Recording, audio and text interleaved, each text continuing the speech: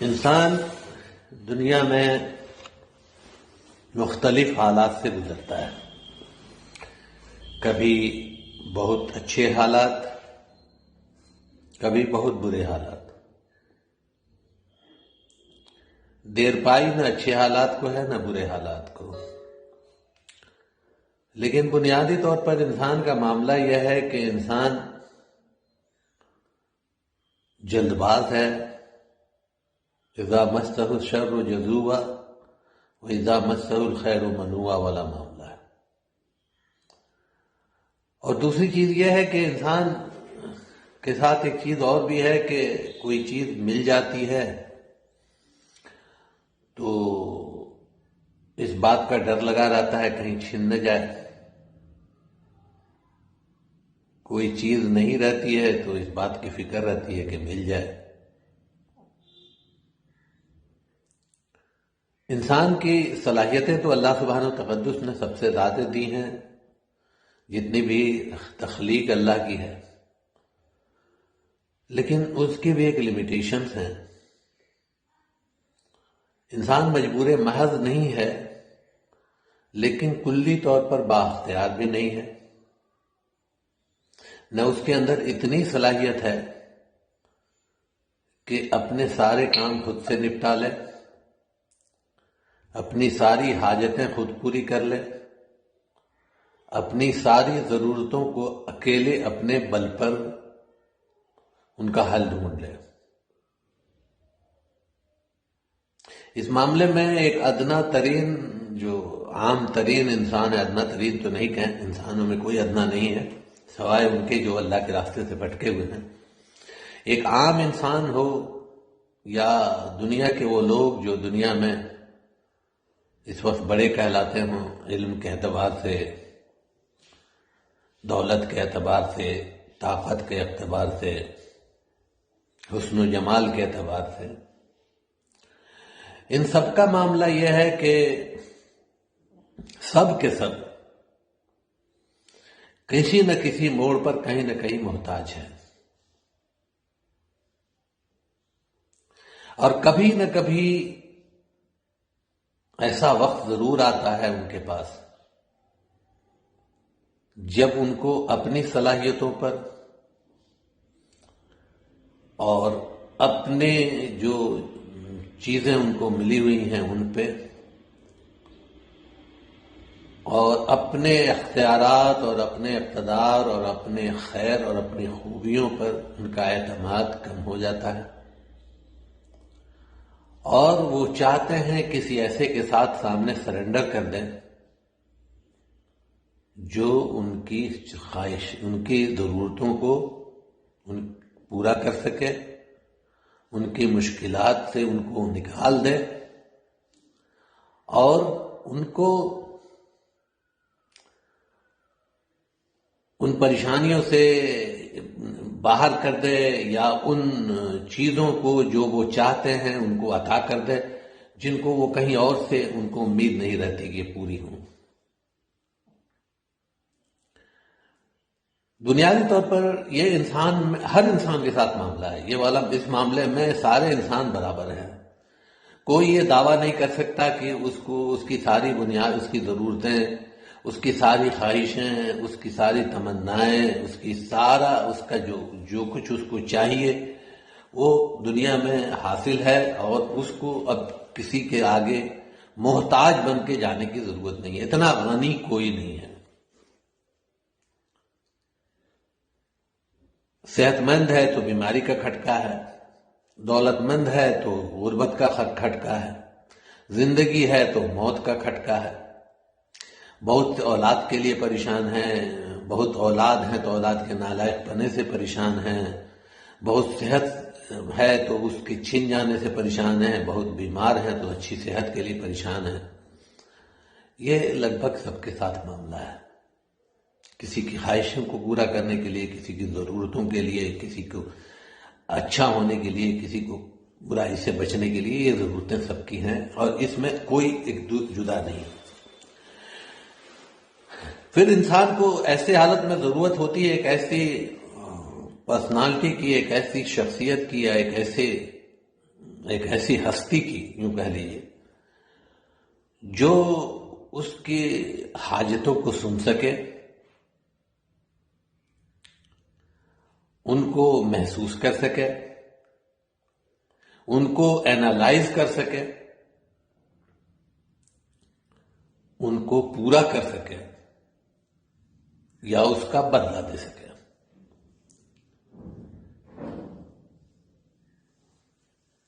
اس کے لیے ضروری چیز جو چاہیے وہ یہ ہے کہ پہلی چیز تو جس کے سامنے حاجتیں رکھی جائیں اس کے اندر سننے کی صلاحیت ہو، اس کو کوئی بھی اس کے سامنے حاجت رکھے اس کے اندر اتنا پوٹینشیل ہو کہ وہ اس کی بات کو سن سکے، چاہے وہ زبان سے کہے یا وہ دل میں ہی کہے۔ دوسری چیز ہے کہ اس کے اندر اتنی صلاحیت ہو، اس کے اندر وہ اس خوبی ہو کہ وہ اس کی ضرورت کو پورا کر سکے۔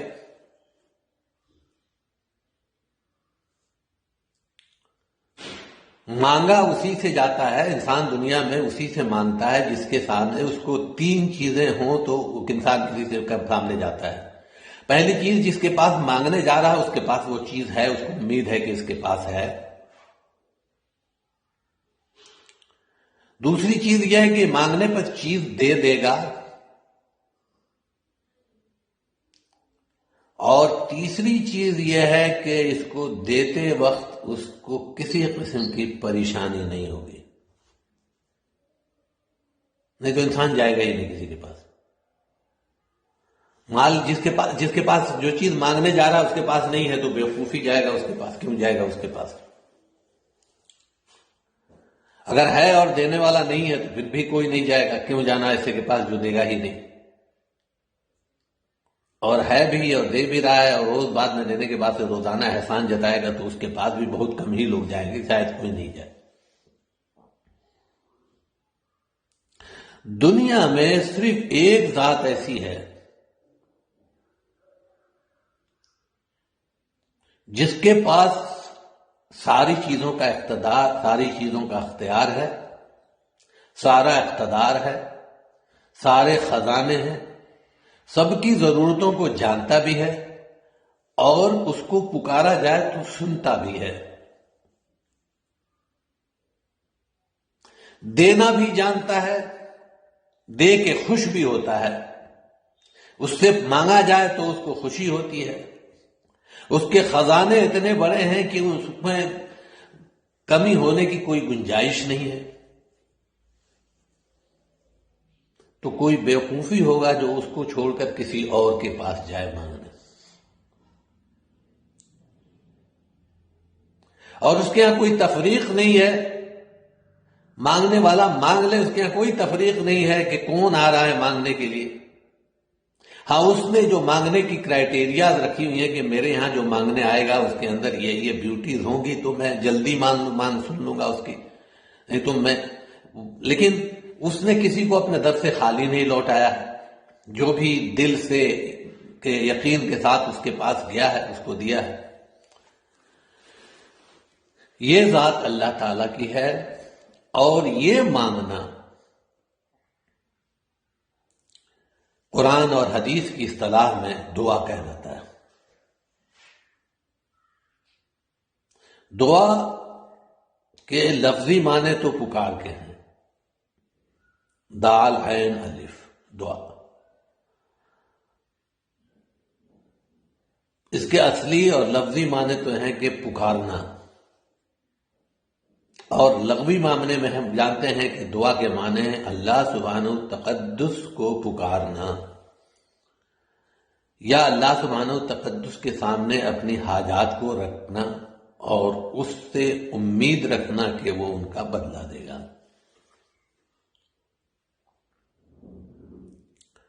اب چونکہ دعا کرنے والے بندے کا اس بات پر پورا یقین ہے کہ میرا رب ہی ہے جس کے پاس سارے خزانے اور ساری اتھارٹی اور سارا کچھ ہے، میرا رب ہی ہے جو میرے مصیبتوں، میری پریشانیوں، میری ضرورتوں کو جانتا ہے، بلکہ کئی بار یہ بھی ہے کہ مجھ سے بہتر جانتا ہے۔ ہم تو ایمانداری کی بات یہ ہے کہ اس معاملے میں ہم تو نہایت ہی ناقص قسم کے لوگ ہیں۔ ہمیں تو اپنی ضرورتوں کا بھی علم نہیں ہے، ہم تو جانتے ہی نہیں کہ ہماری ضرورتوں کا معیار کیا ہے، ہمیں کیا چیز، کون سی چیز ہماری ضرورت ہے اور کون سی چیز ہمارے لیے غیر ضروری ہے۔ کئی بار ہم غیر ضروری چیزوں کو اکٹھا کر رہے ہوتے ہیں اور جو ضروری چیزیں ہیں ان کی ہمیں فکر نہیں ہوتی۔ ہم کو معلوم ہمارا معیار ہی نہیں ہے، ہم جانتے ہی نہیں۔ ہم تو یہ بھی نہیں جانتے کہ ہمیں کیا کھانا ہے اور کیا نہیں کھانا ہے، کتنا کھانا ہمارے لیے سوٹیبل ہے اور کتنا ہمارے لیے سوٹیبل نہیں ہے، کتنی چیزوں سے ہماری ضرورتیں پوری ہو جاتی ہیں اور کتنی چیزوں سے ہماری ضرورتیں پوری نہیں ہوتی، کون سی چیز ہمارے لیے فائدہ مند ہے اور کون چیز ہمارے نقصان دہ ہے، ہمیں تو اتنا بھی علم نہیں ہے۔ تو اگر ہم ایک ایسی ہستی کا دامن تھامیں جو ہمیں ہم سے زیادہ جانتا ہو، جو ہمارے شہ رب سے قریب ہو، جس وقت ہم بھولے ہوتے ہیں اپنے آپ کو، زندگی 24 گھنٹے کی زندگی میں کم سے کم 5-6 گھنٹے سے لے کے 8 گھنٹے تک ہم میں سے ہر انسان اپنے آپ کو بھولا رہتا ہے۔ وہ سیمی ڈیتھ کیٹیگری یا نیم موت کی کیٹیگری میں ہم ہوتے ہیں جب ہم سوئے رہتے ہیں۔ اس وقت بھی ہمارا رب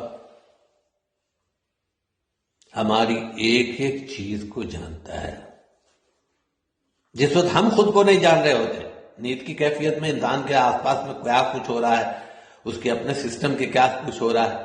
بڑھاپے کی نیند تو چلیے کھٹکے والی ہے، جل جاتے ہیں۔ جو جوانی کی جو نیند ہوتی ہے، جب انسان جو ہے نا وہ کیا کہتے ہیں اکھڑ کے کھاتا ہے اور پسر کے سوتا ہے، اس وقت کی نیند میں انسان کو خبر تک نہیں لگتی، بغل میں ڈھول بج جاتا ہے اور کچھ بھی ہو جاتا ہے، سویا ہے تو سویا ہے۔ اس وقت بھی اس کا رب اس سے دور نہیں ہوتا۔ ایسے کے سامنے اپنے عرضداشت پیش کرتا ہے، اس کو یقین ہے کہ میں سو رہا ہوں، میں غفلت میں ہوں، میرا رب غافل نہیں ہے۔ میں سو رہا ہوں، میرے رب کو اونگ نہیں ہے، نیند نہیں ہے۔ میں غافل ہوں، میرا رب علیم ہے، خبیر ہے، ہر چیز کا علم رکھتا ہے۔ تو اس طرح سے جب بندہ کرتا ہے تو یہ مانگنا اللہ سے یہ عبادت بن جاتی ہے۔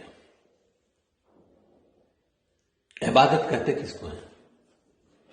اس پر مطلب کئی بار گفتگو کر چکے ہیں کہ عبادت یہ ہے کہ بندہ اپنی مرضی کو اپنے رب کے حوالے کر دے، اپنی ضرورتوں کو اپنے رب کے حوالے کر دے، یہ عبادت ہے، اور اپنے رب کے تابع ہو جائے۔ ہم دعائیں مانگتے وقت اپنے رب کے تابع ہیں، ہم نے اپنے آپ کو اپنی ضرورتوں، اپنی حاجتوں کو اپنے رب کے سامنے پیش کر دیا ہے۔ اے میرے اللہ، تو ہی بہتر جاننے والا ہے، تو ہی میری ضرورت کو بھی بہتر جانتا ہے، تو ہی میری مشکلات کو بھی بہتر جانتا ہے، تو ہی اس کا حل نکال، تو میری رہنمائی فرما، میری مصیبت کو دور کر۔ یہی تو دعا ہے جو ہم مانگتے ہیں کسی نہ کسی صورت سے۔ چنانچہ غیر اللہ سے دعا مانگنا شرک ہے، کیونکہ وہاں آپ اس بات کا اقرار کر رہے ہیں اللہ کے علاوہ کسی اور کے سامنے جا کے دعا مانگنا، اس کے سامنے اپنی حاجتوں کو رکھنا، اس کے سامنے جا کے اپنی ضرورتوں کا کہنا، یہ شرک ہے۔ اس لیے کہ آپ اس کو بھی مانگ رہے ہیں کہ اس کے اندر بھی اتنی بڑی اتھارٹی ہے کہ یہ میری دعاؤں کو قبول کر لے گا، میری پکار کو سن لے گا، میری ضرورتیں پوری کر دے گا، میری جیسی بھی ضرورت ہو یہ میری ضرورت پوری کر دے گا۔ نہیں ہے، کیونکہ کسی کے اندر یہ صلاحیت نہیں۔ ایک حدیث میں آپ کو سناؤں گا لفظ ب لفظ، آپ اس حدیث کو سنیں تو پھر پتہ چلے گا کہ دعاؤں کا کی وسعت کتنی ہے اور ہماری لیمیٹیشنز کیا ہیں۔ یہ حدیث صحیح مسلم کی ہے، منتخب احادیث میں بھی یہ حدیث موجود ہے۔ منتخب احادیث میں یہ غیب کی باتوں پر ایمان والے چیپٹر میں ہے یہ حدیث، اور یہ حدیث ہے صحیح مسلم کی، ابو ذر رضی اللہ عنہ اس کے راوی ہیں۔ آپ اس کو سنیں اور دیکھیں کہ اللہ سبحانہ تقدس کس کے سامنے ہم دعا کے لیے ہاتھ پھیلا رہے ہیں وہ کیسی ہستی ہے اور ہمارا کیا معاملہ ہے۔ اللہ تعالیٰ نے ارشاد فرمایا، میرے بندو، میں نے اپنے پر ظلم کو حرام قرار دیا ہے اور اسے تمہارے درمیان بھی حرام کیا ہے، لہذا تم ایک دوسرے پر ظلم مت کرو۔ میرے بندو، تم سب گمراہ ہو سوائے اس کے جس سے میں ہدایت دوں، لہذا مجھ سے ہدایت مانگو، میں تمہیں ہدایت دوں گا۔ میرے بندو، تم سب بھوکے ہو سوائے اس کے جس کو میں کھلاؤں، لہذا مجھ سے کھانا مانگو، میں تمہیں کھلاؤں گا۔ میرے بندو، تم سب برہنہ ہو سوائے اس کے کہ جسے میں پہناؤں، لہذا تم مجھ سے لباس مانگو، میں تمہیں پہناؤں گا۔ میرے بندو، تم رات دن گناہ کرتے ہو اور میں تمام گناہوں کو معاف کرتا ہوں، لہذا مجھ سے بخشش طلب کرو، میں تمہیں بخش دوں گا۔ میرے بندو، تم مجھے نقصان پہنچانا چاہو تو ہرگز نہیں پہنچا سکتے، اور تم مجھے نفع پہنچانا چاہو تو ہرگز نفع نہیں پہنچا سکتے۔ میرے بندو، اگر تمہارے اگلے پچھلے انسان اور جنات سب اس شخص کی طرح سے ہو جائیں جس کے دل میں تم میں سب سے زیادہ اللہ تعالیٰ کا ڈر ہے، تو یہ بات میری بادشاہت میں کوئی اضافہ نہیں کر سکتی۔ اور میرے بندو، اگر تمہارے اگلے پچھلے انسان اور جنات سب اس شخص کی طرح سے ہو جائیں جو تم میں سب سے زیادہ فاجر و فاسق ہے، تو یہ چیز میری بادشاہت میں کوئی کمی نہیں کر سکتی۔ میرے بندو، اگر تمہارے اگلے پچھلے انسان اور جنات سب ایک کھلے میدان میں جمع ہو کر مجھ سے سوال کریں اور میں ہر ایک کو اس کے سوال کے مطابق عطا کروں، تو اس سے میرے خزانوں میں اتنی ہی کمی ہوگی جتنی کمی سوئی کو سمندر میں ڈال کر نکالنے سے سمندر کے پانی میں ہوتی ہے، اور یہ کمی کوئی کمی نہیں ہے۔ میرے بندو، تمہارے اعمال ہی ہیں جن کو میں تمہارے لیے محفوظ کر رہا ہوں، پھر تمہیں ان کا پورا پورا بدلہ دوں گا۔ جی، یہ ہے اللہ ہماری محتاجی اور اللہ کی قدرت۔ تو دعا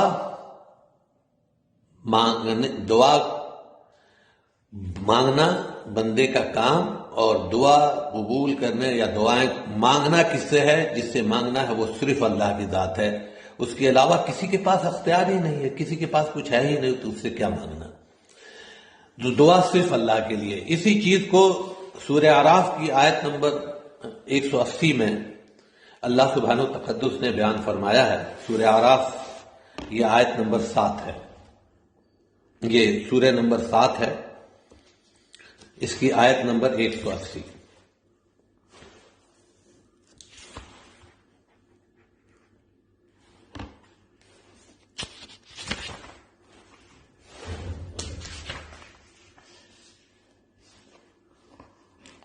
وَلِلَّهِ الْأَسْمَاءُ الْحُسْنَى فَادْعُوهُ بِهَا وَذَرُوا الَّذِينَ يُلْحِدُونَ فِي أَسْمَائِهِ سَيُجْزَوْنَ مَا كَانُوا يَعْمَلُونَ۔ وہ اللہ ہی ہے، اللہ ہی کے لیے سارے خوبصورت اور پیارے نام ہیں، جس میں ہم اسماء الحسنى کہتے ہیں۔ سارے خوبصورت اور پیارے نام اللہ ہی کے لیے ہیں، تو اس کو پکارو ان ناموں کے ذریعے سے، اللہ ہی کو پکارو، اور ان لوگوں کو چھوڑ دو جو اس کے ناموں کے بیچ میں جھگڑا کرتے ہیں، یا جو ناموں کے بیچ میں جن کا تفرقہ ڈالا ہوا ہے، ان کو اس کا بدلہ دیا جائے گا جو وہ چاہتے ہیں۔ یہاں صاف صاف طور پر کہا گیا کہ اللہ ہی ہے جس سے دعا مانگنا ہے، اور وہ بھی کیسے مانگنا ہے؟ اس کے اسماء الحسنى کے ذریعے سے۔ دعا مانگنے کے جو آداب ہیں، جو ہم اس پر جب گفتگو کریں گے تو اس کو بھی دیکھیں گے کہ دعا مانگنے کے آداب کیا ہیں اور ہم کیسی دعائیں مانگتے ہیں۔ پھر اسی سورہ کی آیت نمبر 56 ہے، 55 اور 56۔ ادعوا ربکم تضرعا وخفیا انہ لا يحب المعتدین ولا تفسدوا فی الارض بعد اصلاحها وادعوه خوفا وطمعا ان رحمت اللہ قریب من المحسنین۔ یہاں اللہ تعالیٰ نے فرمایا ہے کہ اللہ کو، اپنے رب کو ہی پکارو امید کے ساتھ اور ظاہراً بھی اور چھپ کے بھی، اور وہ جو ہے نا حد سے نکلنے والوں کو پسند نہیں کرتا ہے۔ اور زمین پر فساد مت پیدا کرو، اصلاح کے بعد اللہ کو خوف اور طمع کے ساتھ پکارو۔ بخوب جان لو کہ اللہ کی رحمت محسنین کے قریب ہے۔ اللہ کو پکارنے والے وہ لوگ ہیں جو احسان کے درجے پر عبادت کرنے والے ہیں۔ اللہ کی عبادت کرنا احسان کے درجے پر ہے۔ پھر وہ جو آیت میں نے ابھی آپ کے سامنے پڑھی تھی شروع میں، وَإِذَا سَأَلَكَ عِبَادِي عَنِّي فَإِنِّي قَرِيبٌ، میرے بندے مجھ سے میرے بارے میں پوچھتے ہیں آپ سے تو آپ ان سے کہیے کہ میں ان کی بالکل قریب ہوں۔ اجیب الدعوت الداعی اذا دعان، ہر پکارنے والے کی پکار کو سنتا ہوں جب وہ پکارتا ہے۔ اللہ کے ہاں اللہ العلیم اور الخبیر ہے، وہ تو یہ بھی جانتا ہے کہ میرا بندہ مجھ سے کیا دعا کرے گا۔ وہ السمیع ہے، وہ تو اس چیز وہ تو چینٹی کی سرسراہٹ کو بھی سنتا ہے، بلکہ چینٹی کی سرسراہٹ تو مثال کے طور پر ہے، وہ بھی سنتا ہے جس سے سننے کا ہم گمان نہیں کر سکتے۔ ہمارے سننے کی لیمیٹیشن معلوم ہے، ہمارے سننے کی فریکوینسیز تو ایسی ہے کہ اگر ہم اتنا سے اتنا تک کے رینج سے باہر کی چیزیں سن ہی نہیں سکتے۔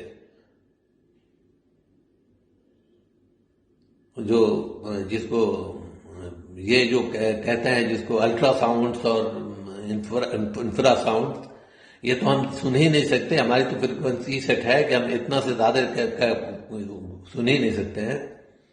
اتنا حد سے 80 حد سے یا اس طرح سے لے کے اور 800 ہرز یا اس طرح سے کچھ ہماری کیا یا 8000 ہرز، یہی ہماری فریکوینسی لیمیٹیشن ہے اس کے کلو ہرز۔ اس سے تو زیادہ ہم نہ پیچھے سن سکتے ہیں۔ ہم سے زیادہ بہتر تو کتے اور بلیاں سن لیتے ہیں، چوہے سن لیتے ہیں، زلزلہ آنے سے پہلے ان کو وہ جو ہے نا وہ ویوز کو محسوس کر لیتے ہیں اور وہ نکل لیتے ہیں۔ چڑیاں سن لیتی ہیں، ان کو پتہ چل جائے وہ ویوز کی ساؤنڈ سمجھ میں آ جاتی ہیں۔ میں نے کئی بار ایک بار بتایا بھی تھا آپ کو کسی اپنے لیکچر میں کہ وہ وہاں پہ پاور اسٹیشن میں کویت میں جب میں تھا تو ایک پاور اسٹیشن میں انہوں نے چھوٹی چھوٹی چڑیا پال رکھی تھی۔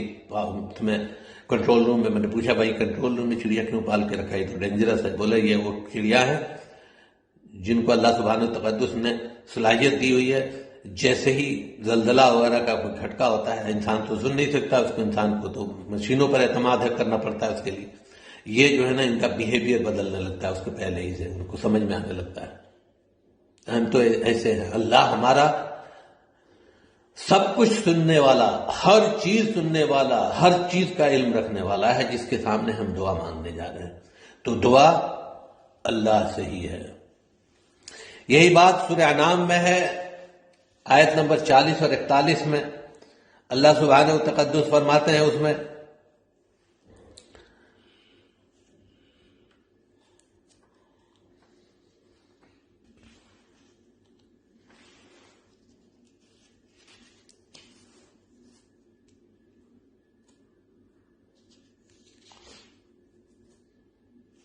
آیت نمبر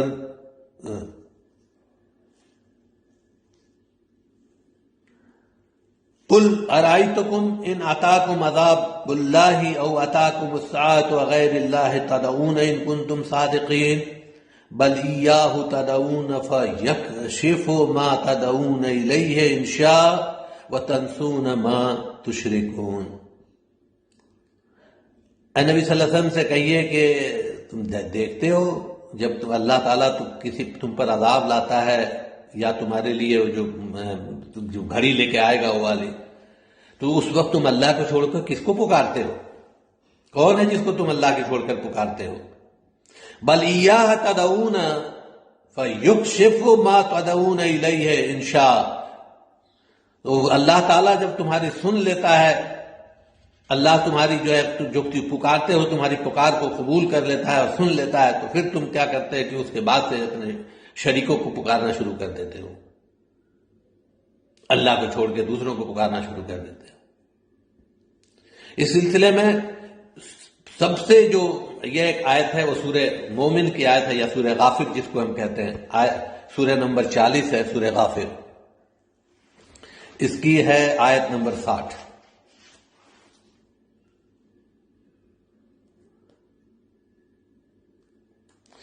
وقال ربكم ادعوني استجب لكم، اور کہا تمہارے رب نے تم سے کہا ہے کہ مجھے پکارو، میں تمہارے پکار کا جواب دوں گا۔ ان الذين يستكبرون عن عبادتي سيدخلون جہنم داخرین، اور جو لوگ میری عبادت سے تکبر کرتے ہیں، یہاں پر دعا کو لفظ عبادت کہا گیا، یہاں دعا لفظ عبادت کے طور پر کہا گیا کہ دعا جو ہے نا وہ عبادت ہے۔ اور اب جانے ایک حدیث ہے ترمذی کی، حالانکہ غریب حدیث ہے، لیکن اس حدیث کا میں ہے کہ اللہ کے رسول صلی اللہ علیہ وسلم نے فرمایا الدعاء مخ العبادہ، دعا عبادت کا مغز ہے۔ جیسے انسانی جسم میں مغز کی کیفیت ہے، سر کی کیفیت ہے، اور سر میں بھی وہ حصہ جو مغز کہلاتا ہے، جو سب سے قیمتی ترین حصہ ہے، جہاں پر میموریز اسٹور ہوتی ہیں۔ الدعاء مخ العبادہ، دعا جو ہے نا عبادت کا مخ ہے، عبادت کی جان ہے، عبادت کا ہے۔ پھر ایک دوسری حدیث ہے جس میں اللہ کے رسول صلی اللہ علیہ وسلم نے فرمایا، ترمذی کی حسن صحیح حدیث ہے وہ، یہ آپ کو یہ حدیث مل جائے گی منتخب احادیث میں، دعا والے چیپٹر میں مل جائے گی۔ اس حدیث میں بھی اللہ کے رسول صلی اللہ علیہ وسلم فرماتے ہیں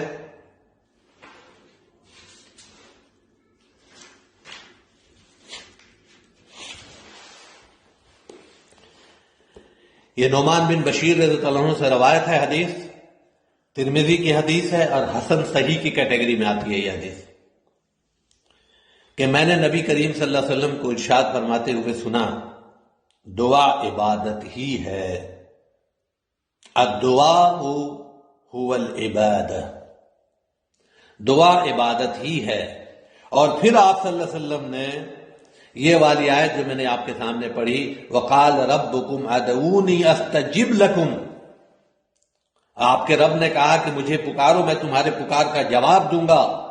ان الذین یستکبرون عن عبادتی سیدخلون جہنم داخرین، جو لوگ میری عبادت سے یعنی مجھ سے دعا مانگنے سے جو لوگ تکبر کرتے ہیں تو ان کو ہم جنت میں داخل کر دیں گے، ہم کو جنت میں جھونک دیں گے، جہنم میں جھونک دیں گے ان کو، سیدخلون جہنم، ہم ان کو جہنم میں جھونک دیں گے۔ یعنی دعا اپنے آپ میں عبادت ہے، کیونکہ بندہ محتاج ہو کے سب سے تعلق توڑ کے اپنے اللہ کے سامنے جا کے کہتا ہے کہ اللہ میں مجبور ہوں، میری پریشانی ہے تو میری پریشانی کو دور کر دے۔ عبادت یہی تو ہے۔ یہاں بالکل اللہ سبحانہ تقدس نے عبادت کو کلیئر کر دیا کہ عبادت جو ہے نا وہ یہ دعا ہے، وہ عبادت ہے۔ پھر اللہ کے رسول صلی اللہ علیہ وسلم نے فرمایا، ایک اور حدیث ہے کہ رسول اللہ عبداللہ رضی اللہ عنہ، یہ ترمذی کی روایت ہے، اور فرمایا کہ اللہ تعالیٰ سے اس کا فضل مانگو، کیونکہ اللہ تعالیٰ کو یہ بات پسند ہے کہ ان سے مانگا جائے، اور کشادگی کی دعا کے بعد کشادگی کا انتظار کرنا بھی عبادت ہے۔ وَأَفْضَلُ الْعِبَادَةِ انتظار الفرج، دعا کرنے کے بعد سے، دعا مانگنے کے بعد سے اس کا انتظار کرنا کہ اللہ کے یہاں دعا قبول ہوگی ہی ہوگی، یہ بھی عبادت ہے۔ اور یہ ناشکری ہے کہ بندہ جو ہے نا دعا کرے اور پھر جو ہے نا وہ کر دے کہ بھائی صاحب قبول نہیں ہوگی۔ آگے وہ حدیث آئے گی، وہ بھی آئے گی جس میں اللہ تعالیٰ نے، اللہ کے رسول صلی اللہ علیہ وسلم نے فرمایا کہ کن کی وہ بندہ جب تک جلدی نہیں کرے اللہ تعالیٰ اس کی دعا کو قبول کرتے ہیں۔ پھر یہی جو دعا اللہ سے کرنی ہے، یہ جو ہے نا سورہ انعام کی آیت نمبر 63-64 میں بھی ہے، سورہ رعد کی آیت نمبر 36 میں بھی ہے، سورہ اسراء کی آیت نمبر 56-57 میں بھی ہے، سورہ نمل میں ہے، سورہ غافر میں ہے، یہ بہت سی جگہوں پر یہ آیتیں کہ دعائیں صرف اللہ سے مانگنا ہے اور غیر اللہ سے دعا کرنا شرک ہے۔ اب اختیار، اس سے یہ بات بھی کلیئر ہو گئی کہ جو لوگ خاص جگہوں پہ جا کے، خاص طور پہ میں غیر مسلموں کی تو بات نہیں کرتے ہیں، وہ تو دعائیں وہ جو بھی کرتے ہیں وہ تو شرکیہ ہوتی ہی ہیں ان کی بیشتر دعائیں۔ میں ان لوگوں کی، ان بھولے بھالے مسلمانوں کی بات کر رہا ہوں جو کبھی مزاروں پر اور کبھی اس تکیہ پر اور کبھی اس چادر پر اور کبھی اس خانقاہ پر اور کبھی اس پیر صاحب کے دروازے پر اور کبھی اس مولوی صاحب کے دروازے پہ جا کے ان سے دعا مانگتے ہیں۔ اس میں وہ ساری چیزیں بھی شامل ہیں جو پکار کے آپ مدد کے لیے پکار کے کرتے ہیں، اس میں وہ یا علی مدد بھی شامل ہے اور یا غوث مدد بھی شامل ہے، یا پیر بابا، یا جس کے بھی نام لے کے آپ پکار رہے ہیں، یہ ساری چیزیں شامل ہیں، یہ ساری چیزیں شرک ہیں، کیونکہ دعائیں مانگنا صرف اللہ سے ہے، غیر اللہ سے دعا مانگنا شرک ہے۔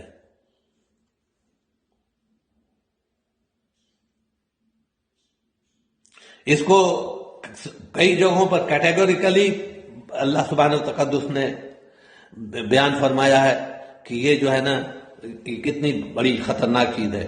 تو سورہ یونس کی آیت ہے، آیت 66، سورہ یونس ہے آپ کے سورہ نمبر 10، اس کی آیت ہے 66۔ الا ان للہ من فی السماوات ومن فی الارض وما يتبع الذین يدعون من دون اللہ شرکاء ان يتبعون الا الظن وانہم الا یخرصون۔ خوب جان لو کہ آسمانوں اور زمینوں میں جو کچھ ہے سب اللہ کا ہے،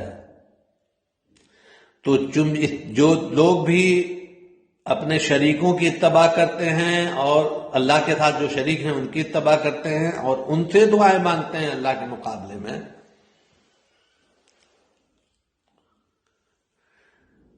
تو سوائے ظن کے اور کسی چیز کی پیروی نہیں کر رہے، صرف گمان میں ہیں۔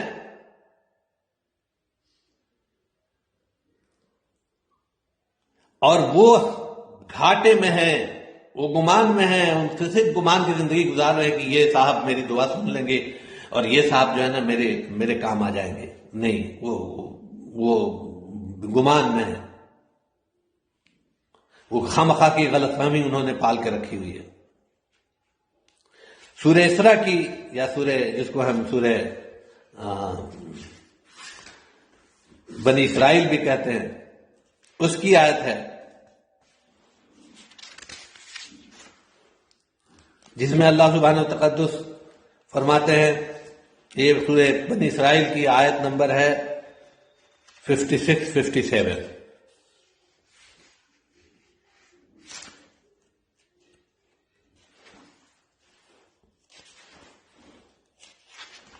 اللہ سبحانہ و تقدس فرماتے ہیں قُلِ الَّذِينَ زَعَمْتُم مِّن دُونِهِ فَلَا يَمْلِكُونَ كَشْفَ الضُّرِّ عَنكُمْ وَلَا تَحْوِيلًا أُولَٰئِكَ الَّذِينَ يَدْعُونَ يَبْتَغُونَ إِلَىٰ رَبِّهِمُ الْوَسِيلَةَ أَيُّهُمْ أَقْرَبُ وَيَرْجُونَ رَحْمَتَهُ وَيَخَافُونَ عَذَابَهُ إِنَّ عَذَابَ رَبِّكَ كَانَ مَحْذُورًا۔ ان سے کہیے نبی صلی اللہ علیہ وسلم، یہ جو تم اللہ کو چھوڑ کر جن کو تم نے اپنے زوم میں جو دوسرے لوگ ہیں جن کو تم اس زوم میں ہو کہ یہ بھی دعاؤں کو سنتے ہیں اور یہ بھی دعاؤں کو قبول کرتے ہیں اور یہ بھی مشکلات کا حل نکالتے ہیں، یہ بھی حاجت روا اور مشکل کشا ہیں، ان کے تو اختیار میں کچھ بھی نہیں ہے، ان کے اختیار میں تو کچھ بھی نہیں ہے۔ فَلَا يَمْلِكُونَ كَشْفَ الضُّرِّ، ان کے اختیار میں کسی کے اندر کسی کے پر کوئی مشکل اور کوئی پریشانی آ جائے تو اس کو دور کر دینا ان کے اختیار کی بات نہیں ہے۔ ان کا اپنا معاملہ تو یہ ہے کہ جن بزرگ ہستیوں کو ہم پکارتے ہیں اللہ کو چھوڑ کر، ان کی بات ہو رہی ہے خاص طور پر، کہ اپنی زندگیوں میں جو ابھی زندہ ہیں وہ اور جو گزر چکے اپنی زندگیوں میں، ان کا معاملہ تو یہ تھا یا یہ ہے کہ وہ جو ہے نا تلاشتے رہتے ہیں ذرائع کی جن ذریعوں سے یا جن طریقے سے اللہ کو راضی کر سکتے ہوں، ذکر کر کے، عبادتیں کر کے، مخلوق کو خدمت کر کے، مخلوق کو خوش کر، اللہ کو راضی کرنے کے لیے وہ وسیلے اور بہانے تلاشتے رہتے ہیں. ان کا تو معاملہ یہ ہے، اور ہم انہی سے دعائیں مانگے جا رہے ہیں. وہ ان کا معاملہ یہ ہے کہ وہ اللہ کے حضور جو ہے نا وہ کوشش کرتے رہتے ہیں کہ کس ذریعے سے اپنے رب کو راضی کر لیں، خوش کر لیں، تاکہ یہ جو ہماری ضرورتوں کو پورا کر دے اور ہماری حاجتوں کو پورا کر دے اور ہماری مشکل کشائی کر دے اور ہماری حاجت روائی کر دے. یہ معاملہ ہے ہمارا. اللہ سبحانہ و تقدس صرف دعا انہیں سے کی جائے گی. غیر اللہ کے پاس چونکہ کوئی اختیار نہیں ہے، اس لیے اس سے کوئی دعا نہیں ہوگی. وہ حدیث جو میں نے آپ کے سامنے ڈیٹیل سے مسلم کی بتائی تھی، جس میں اللہ سبحانہ و تقدس نے کیٹیگریکلی کہہ دیا سارے بندوں سے، اس میں سارے بندے شامل ہیں، وہ بھی جو نبی ہیں، وہ بھی جو اولیاء ہیں، وہ بھی جو شہداء ہیں، وہ بھی جو ہیں، اور ہمارے جیسے گنہگاروں سے بھی، سب سے کہہ دیا کہ تم سب کے سب ننگے ہو، میں تم کو کپڑا پہناتا ہوں. تم سب کے سب بھوکے ہو سوائے اس کے جس کو میں کھلاؤں. تم سب کے سب محتاج ہو، چاہے میں جس محتاجی پورا کروں. محتاج کیا دے گا؟ کنگال کسی کو کیا دے گا؟ دینے والی ذات اللہ کی ہے. دعائیں اللہ ہی سے مانگی جانی چاہیے.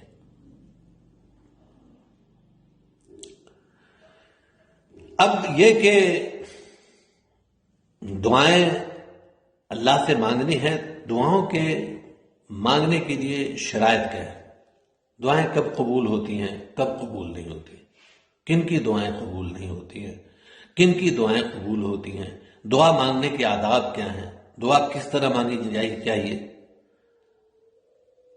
اور کن کن چیزوں سے رکا جائے تو دعاؤں کی قبولیت کے لیے کن کن چیزوں سے بچنا ضروری ہے؟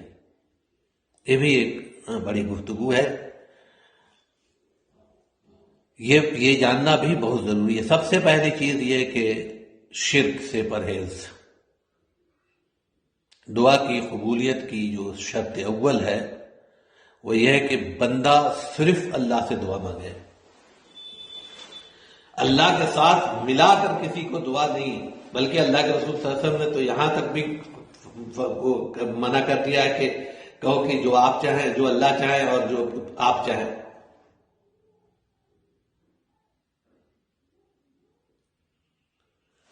مانگنا صرف اللہ سے ہے، پہلی شرط. اس کے علاوہ بھی شرائط ہیں جن سے کہ اللہ سبحانہ و تقدس دعاؤں کو قبول فرماتے ہیں.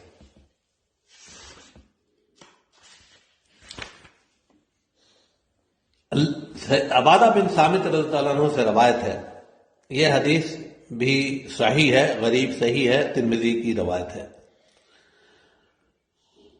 اور مستدرک حاکم میں بھی یہ حدیث صحیح سند کے ساتھ موجود ہے.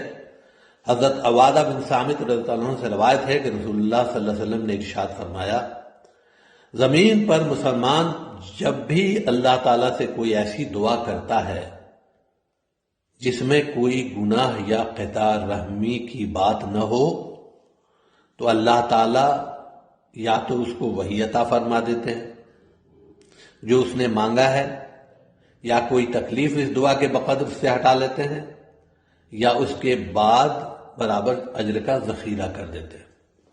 یعنی دعاؤں کو جو چیز روکتی ہے قبول ہونے سے وہ ہے گناہ اور قطع رحمی. یعنی گناہ سے مراد یہ ہے کہ بندہ ایک تو گناہ یہ ہے کہ بندہ گنہگار ہے اور جا کے اللہ سے مغفرت کی دعا مانگ رہا ہے، تو یہ تو کوئی مشکل نہیں ہے. لیکن بندہ گناہوں میں لت پت بھی ہے اور اپنی درازی عمر کی بھی دعا مانگے جا رہا ہے، اور اپنے دولت کے اضافے کی دعا مانگے جا رہا ہے، اور اپنے اولاد کے لیے دعا مانگے جا رہا ہے، اور سارا کچھ کیے جا رہا ہے، اور گناہ چھوڑنے پر تیار نہیں ہے. یا پھر یہ کہ گناہ ہی کی دعا مانگے جا رہا ہے، یا اللہ بھی میں فلاں جگہ سے مجھے ذرا زیادہ رشوت مل جائے، یا فلاں جگہ سے مجھے ذرا زیادہ یہ حرام کا مال مل جائے، یا فلاں کا مال جو ہے نا وہ میرے پاس آ جائے. اس قسم کی دعائیں اللہ کے یہاں قبول نہیں ہوتی، پہلی۔ دوسری چیز کی ایسی کوئی دعا قبول نہیں ہوتی جس میں قطع رحمی ہو۔ اللہ سبحانہ و تقدس کو کے نزدیک شدید ترین بڑا گناہ جو ہے نا، اس لیے گناہ کا الگ کرنے کے بعد سے اس کو الگ سے بیان کیا کہ جب قطع رحمی کی دعا مانگی جائے تو قبول نہیں ہوتی، یا کوئی قطع رحمی کر رہا ہو، رشتہ داروں کے ساتھ اس کے تعلقات اچھے نہیں ہوں، رشتہ داروں کے حقوق ادا نہیں کر رہا ہو، ان کو جن رشتوں کو اللہ نے جوڑنے کا حکم دیا ان کو کاٹ رہا ہو، اور پھر بھی دعا کر رہا ہو، تو اللہ تعالیٰ اس کی دعائیں بھی نہیں سنتے۔ چنانچہ ایک حدیث میں آتا ہے، معاذ رضی اللہ عنہ سے رسول اللہ صلی اللہ علیہ وسلم نے سے پوچھا انہوں نے کہ دعائیں قبول کیوں نہیں ہوتی ہے، دعاؤں کا قبولیت کا کیا شرائط ہیں؟ تو آپ نے فرمایا تھا، معاذ، ایک بندہ آتا ہے کہ اس کے بال جو ہے نا اٹے ہوئے ہوتے ہیں دھول سے، گھوڑے پر سوار ہو کے، اور وہ دعا مانگتا ہے اور اس کی دعا قبول نہیں ہوتی۔ کیوں؟ کہ اس کا کھانا حرام، اس کا لباس حرام، اس کی سواری حرام۔ تو دعاؤں کی قبولیت کی شرائط میں سے ایک شرط یہ بھی ہے کہ بندہ رزق حلال پر قناعت کرنے والا ہو۔ جو رزق حلال پر قناعت نہیں کرتا اس کی دعا قبول نہیں ہوتی۔ سورہ غافر کی جو آیت میں نے آپ کے سامنے پڑھی تھی، سورہ 8 آیت نمبر 60، سورہ غافر سورہ نمبر 40 ہے، جو اس کی یہ تھی،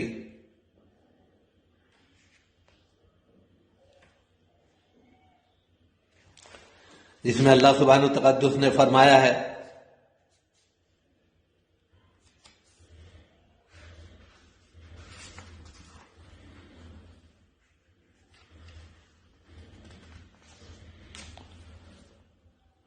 وقال ربكم ادعوني استجب لكم ان الذين يستكبرون عن عبادتي سيدخلون، جس میں اللہ تعالیٰ نے فرمایا ہے کہ تکبر کرنے والے کی دعا اللہ تعالیٰ قبول فرماتے نہیں ہیں۔ اللہ کے سامنے عجز اور انکساری کے ساتھ جانا ہے۔ دعا کی قبولیت کی شرطوں میں سے شرط یہ ہے کہ بندہ اللہ کے سامنے تکبر کے ساتھ نہ جائے، انکساری کے ساتھ جائے، پھر اللہ سبحانہ و تقدس جو ہے نا وہ اس کی دعائوں کو قبول فرماتے ہیں۔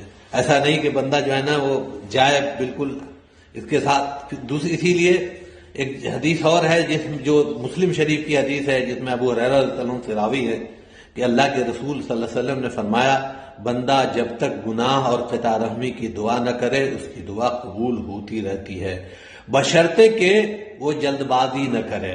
یہ حدیث میں نے آپ پہلے بھی بیان کی تھی۔ پوچھا گیا اللہ کے رسول جلد بازی کا کیا مطلب ہے؟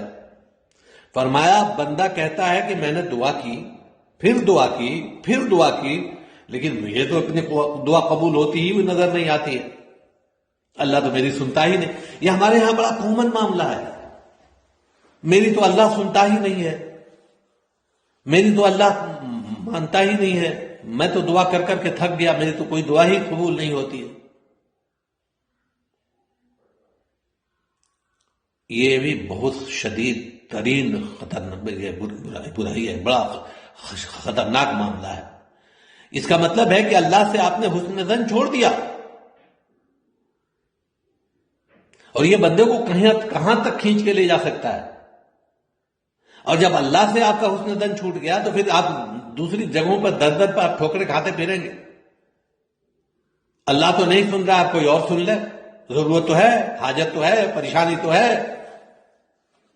اب اللہ تو سن نہیں رہے ہیں آپ کے زوم میں، ہمارے زوم میں۔ حالانکہ اللہ سبحانہ تقدس کا معاملہ یہ ہے، کیونکہ اللہ ہم سے بہتر جانتے ہیں اور ہماری ضرورتوں کو بھی ہم سے بہتر جانتے ہیں، تو اللہ تعالیٰ کو خوب علم ہے کہ ہماری کون سی دعا قبول کی جانی چاہیے اور کون سی دعا قبول نہیں ہونی چاہیے۔ تو پہلی چیز تو وہ جو قبولیت کے شرائط ہیں وہ ہم پورے کر رہے ہیں کہ نہیں کر رہے ہیں۔ ہم اللہ کے ساتھ کسی کو شریک تو نہیں کر رہے۔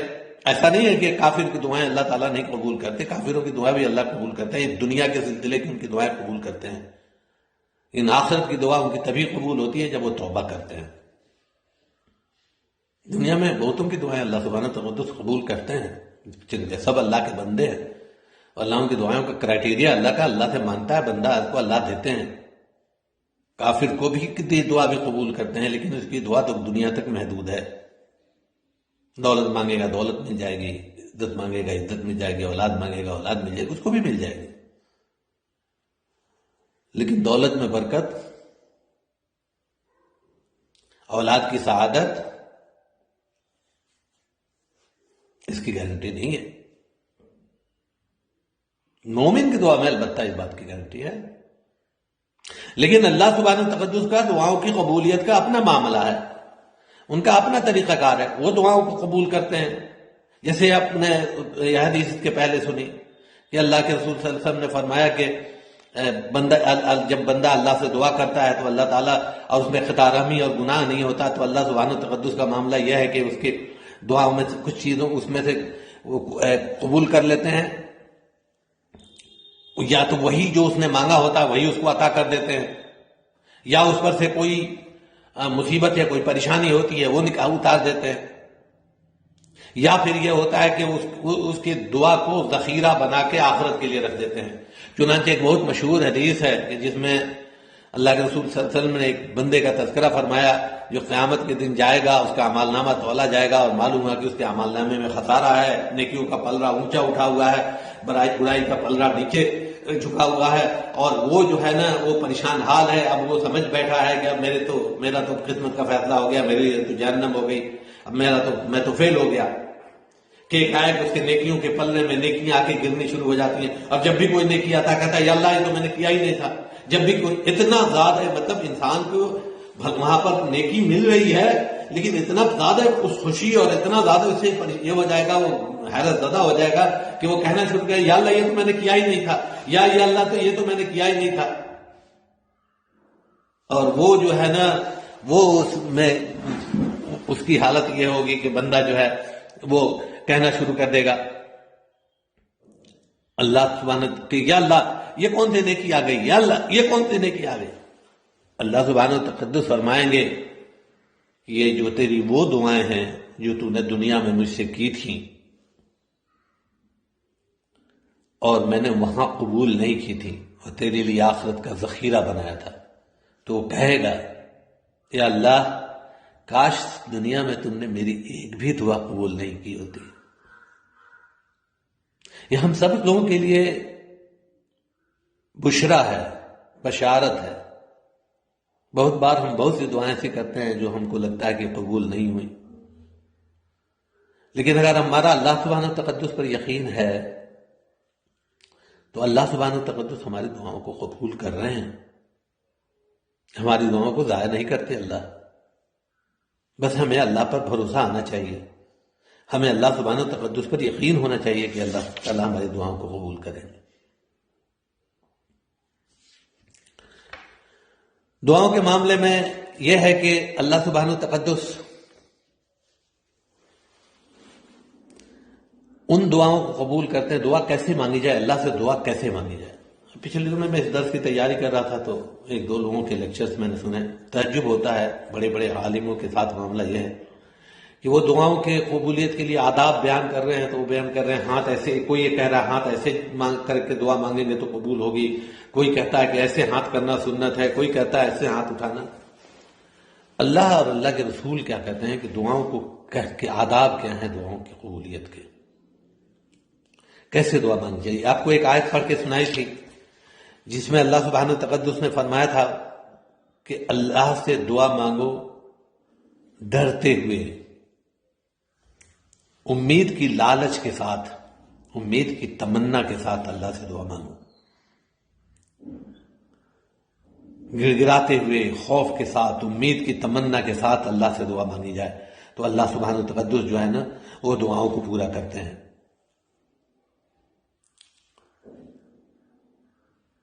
یہ ہے کہ اللہ سبحانہ تقدس سے یہ آیتیں ہیں اس سلسلے میں جو تو میں نے آپ کے سامنے پڑھی تھی آیت، فَدْعُوا اللَّهَ مُخْلِصِينَ لَهُ الدِّينَ، پہلا ادب اللہ کو پکارو اپنے دین کو خالص کر کے، یعنی یہ تو بنیادی طور پر وہی ہے، غیر اللہ کو کسی حالت میں نہیں پکارنا ہے۔ پہلا عادت تو یہ ہے کہ پکارنا صرف اللہ کو ہے، اللہ کے سوا کسی غیر اللہ کو نہیں پکڑنا ہے، خالص کر کے، اپنے دین کو خالص کر کے، یعنی اپنے ساری جو دین کو خالص کرنے کا مراد یہ ہے کہ اپنے سارے عادات و اطوار اور اپنی ساری جو ان صلاتی و نسکی و محیای و مماتی للہ رب العالمین، قربانیاں اور اپنی زندگی اور اپنے نمازیں اور اپنی ساری چیزیں جو ہے نا اللہ سبحانہ تقدس کے لیے خالص ہوں، ایسا کر کے اللہ سبحانہ تقدس کو پکارا جائے، بالکل دین کو خالص کر کے اللہ سبحانہ تقدس کو پکارے، اللہ سبحانہ تقدس جو ہے نا وہ دعاؤں کو قبول کریں گے، ضرور قبول کریں گے، اللہ سبحانہ تقدس کا وعدہ ہے۔ پھر یہ ہے کہ اللہ کو پکارے۔ سورہ اعراف کی آیت تھی جو ہم نے پڑھی، جس میں اللہ سبحانہ تقدس جو ہے وہ سورہ اسراء میں کی بھی آیت تھی جو اس سلسلے میں تھی، آیت نمبر 56-57۔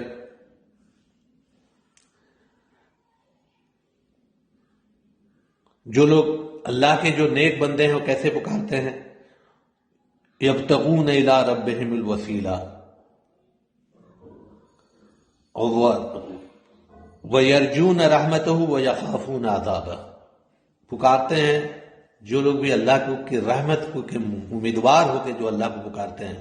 یہاں اصل میں بنیادی طور پر ان کا تذکرہ ہے جن کو ہم پکار رہے ہوتے ہیں اللہ کو چھوڑ کے، جن بزرگان دین کو، ان کا اپنا معاملہ ہے کہ وہ اپنی زندگیوں میں جب تھے تو، اور ابھی جو بزرگان دین ہیں وہ صحیح معاملوں میں جو اولیاء اللہ ہے، ان کا معاملہ یہ ہے کہ وہ تو ڈھونڈتے رہتے ہیں کہ کس ذریعے سے اللہ کو پکاریں کہ اللہ خوش ہو جائے۔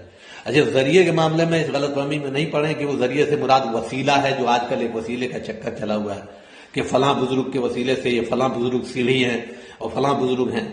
یہ وسیلہ وہی ہے جس کا ہم آج جن آداب کی بات کر رہے ہیں، خالص اللہ کو کہ اللہ کو پکارنا، قطع رحمی سے پرہیز کرنا، اللہ تعالیٰ کو خوف اور طمع کے ساتھ پکارنا، اس امید کے ساتھ پکارنا کہ میری پکار کا جواب اللہ تعالیٰ ضرور دیں گے، نا امید نہیں ہونا اللہ کی ذات سے۔ اس بات کا ان کا جو وسیلہ کا یہاں جو لفظ کیا گیا، اقرب یرجون رحمت، اپنے رب کی رحمت کے امیدوار ہوتے ہیں اور اس کے عذاب سے ڈرتے رہتے ہیں، ایسے لوگوں، اس طرح کے وسیلے، یہ سارے وسیلے ہیں پکارنے کے اللہ کو، ان کے ذریعوں سے اللہ کو۔ یہ وسیلہ نہیں ہے کہ شیخ صاحب کا دامن پکڑ لیا ان کا ہاں، یہ بات بھی اپنی جگہ پہ صحیح ہے کہ انسانوں سے دعا کرائی جا سکتی ہے، لیکن ان سے جو دنیا میں موجود ہیں اور جن کے بارے میں آپ کا گمان ہے کہ یہ واقعی ایسا نہیں ہے کہ اللہ تعالیٰ ہماری دعاؤں کو سیدھا نہیں سنتا۔ اجیب الدعوت الداعی اذا دعان، جب بھی کوئی بندہ اسے پکارتا ہے اللہ تعالیٰ اس کا جواب ضرور دیتے ہیں، اس کو ضرور اس کی پکار کو سنتے ہیں۔ لیکن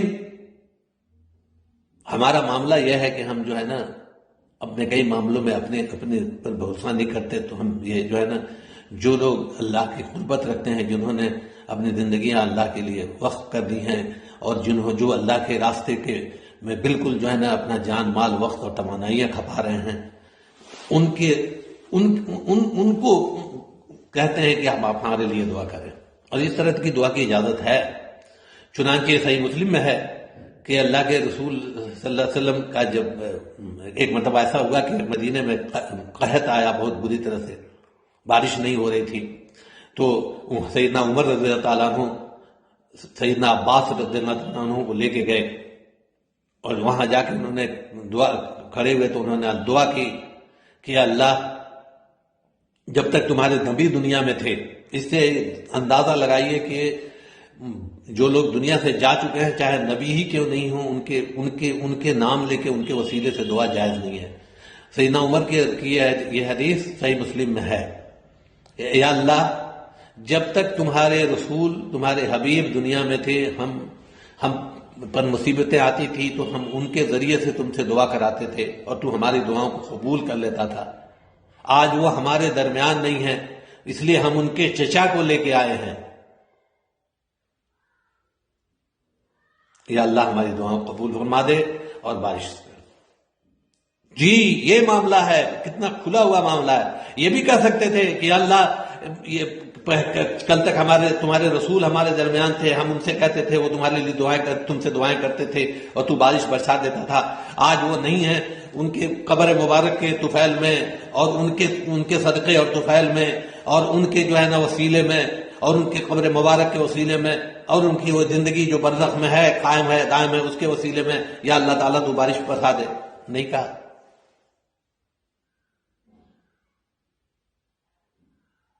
وسیلوں کا غلط انداز میں ایکسپلینیشن نہیں کہ اس کو سمجھ لیں کہ یہ وسائل جن کی وسائل کہتے ہیں وہ ذریعے جن کو استعمال کیا جاتا ہے، جو اللہ سبحانہ تقدس سے دعا مانگنا، اپنی حاجتوں کو سامنے رکھ کے دعا مانگنا، اپنی ضرورتوں کا خیال رکھ کے دعا مانگنا، یہ ساری چیزیں جو ہے نا وہ بیان کی جا رہی ہیں خوف کے ساتھ، طمع کے ساتھ، امید کے ساتھ. اس طرح سے جو دعا مانگنی ہے ان دعاؤں کی بات ہو رہی ہے کہ اللہ سبحانہ تقدس ان دعاؤں کو قبول فرماتے ہیں. اور یہ دعا کے آداب ہیں. اللہ کو پکارا جائے گڑ گڑاتے ہوئے، چپکے چپکے، بلند آواز میں. اللہ تعالیٰ دعاؤں کو سنتا ہے. کن کی دعائیں اللہ تعالیٰ ضرور سنتا ہے؟ ان میں یہ ہے کہ زیادہ سنتا ہے، ضرور کے زیادہ. ایک تو مظلوم کی دعا. اللہ کے رسول صلی اللہ علیہ وسلم نے فرمایا کہ اللہ تعالیٰ مظلوم کی دعا جو ہے نا سنتے ہیں جب تک کہ وہ ظلم کا بدلہ نہ لے لیں، اس وقت تک اس کی مظلوم کی دعا اللہ سبحانہ تقدس سنتے ہیں. اور حاجی کی دعا، جس کا حج صحیح معنوں میں اللہ کے لیے ہوا ہو، جب تک کہ وہ حج سے لوٹ کے نہیں آ جائے. اور مسافر کی دعا جب تک کہ وہ سفر سے واپس نہیں آ جائے. اور مریض کی دعا جب تک کہ وہ صحت یاب نہ ہو جائے. اللہ سبحانہ تقدس یہ دعاؤں کو زیادہ سنتے ہیں. ایسا نہیں کہ باقی دعائیں نہیں سنتے، ان دعاؤں کو اللہ تعالیٰ زیادہ سنتے ہیں. پھر یہ کہ اللہ سبحانہ تقدس جو لوگ اللہ کے راستے میں نکلتے ہیں ان کی دعاؤں کو سنتے ہیں. ایک تو مسافر ہو بھی اللہ کے راستے کا مسافر، اللہ تعالیٰ اس کی دعاؤں کو قبول فرماتے ہیں. لیکن اللہ تعالیٰ ان لوگوں کی دعاؤں کو قبول نہیں فرماتے جن کے سامنے دنیا میں گناہ ہوتا رہتا ہے، ظلم ہوتا رہتا ہے، زیادتی ہوتی رہتی ہے، اللہ کا قانون ٹوٹتا رہتا ہے، اور وہ جو ہے ان کے کانوں پہ چونب نہیں رینگتی. جو حدیث ہے، جو سیدہ عائشہ سے روایت ہے، جس میں اللہ کے رسول صلی اللہ علیہ وسلم ممبر پر تشریف لے گئے اور بعد حمد و ثنا کے بعد فرمایا کہ لوگوں امر بالمعروف اور نہی عن المنکر کرتے رہو، مبادا وہ وقت آ جائے کہ تم دعائیں مانگو اور تمہاری دعائیں قبول نہیں ہو. پھر دعا کے اوقات بھی ہیں، دعا کی قبولیت کے اوقات بھی ہیں.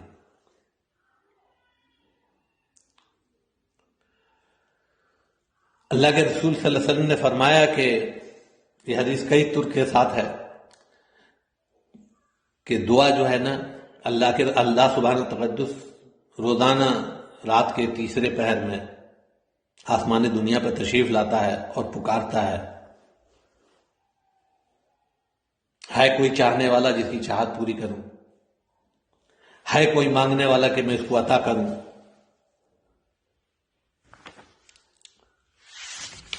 ہے کوئی دعا کرنے والا جس کی دعائیں میں قبول کروں.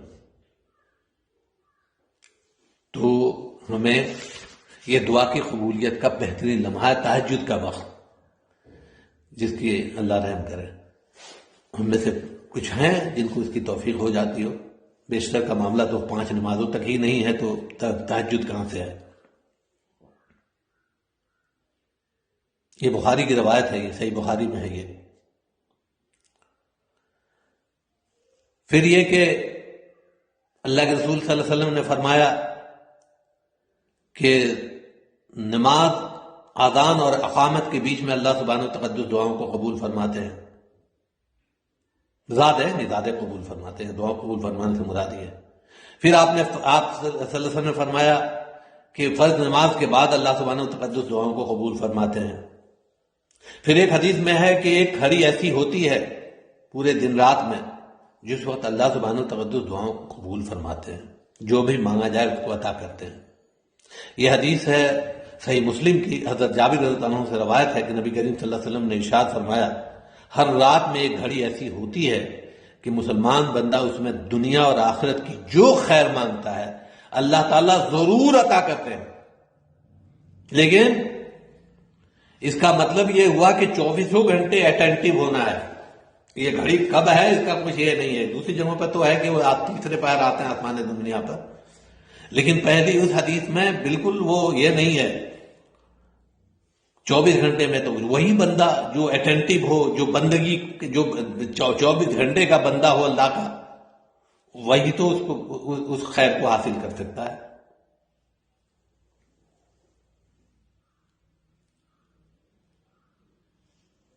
اور اس سلسلے کی آخری چیز یہ